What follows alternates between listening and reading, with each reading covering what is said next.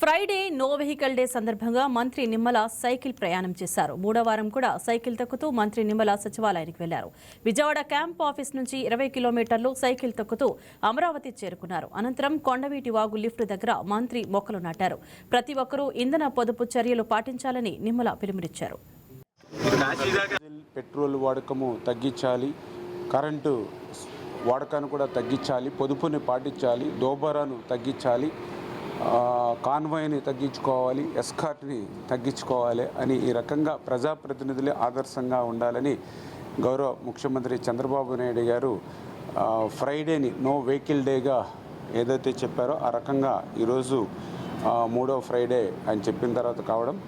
రెండవది ఇంతకంటే ముఖ్యమైనటువంటిది ఈరోజు పర్యావరణ దినోత్సవం.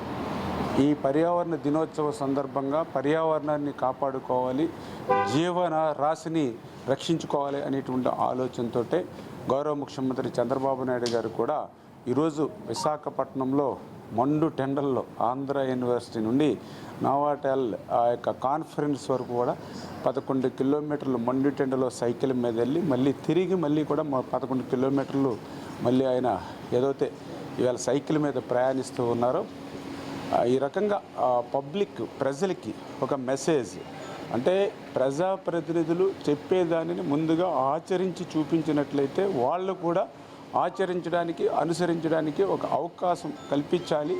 ఈవేళ మన చిన్న ప్రయత్నం రేపు ఒక పెద్ద మార్పుగా రావాలి అనేటువంటి ఆలోచన. అందులో భాగంగానే ఈ యొక్క భూమి అంటే మన నివాసం, అటువంటి భూమిని కాపాడుకోవాలి, అటువంటి గాలిని మనం కాపాడుకోవాలి, నీటిని మనం కాపాడుకోవాలి. వీటి ద్వారానే ఈ యొక్క పర్యావరణాన్ని కాపాడుకోగలుగుతాం అనేటువంటి లక్ష్యంతో ఈరోజు మన చంద్రబాబు నాయుడు గారు ఇచ్చినటువంటి పిలుపు మేరకు మన విజయవాడ క్యాంపు కార్యాలయం దగ్గర నుంచి సెక్రటేరియట్ వరకు కూడా 20 కిలోమీటర్లు సైకిల్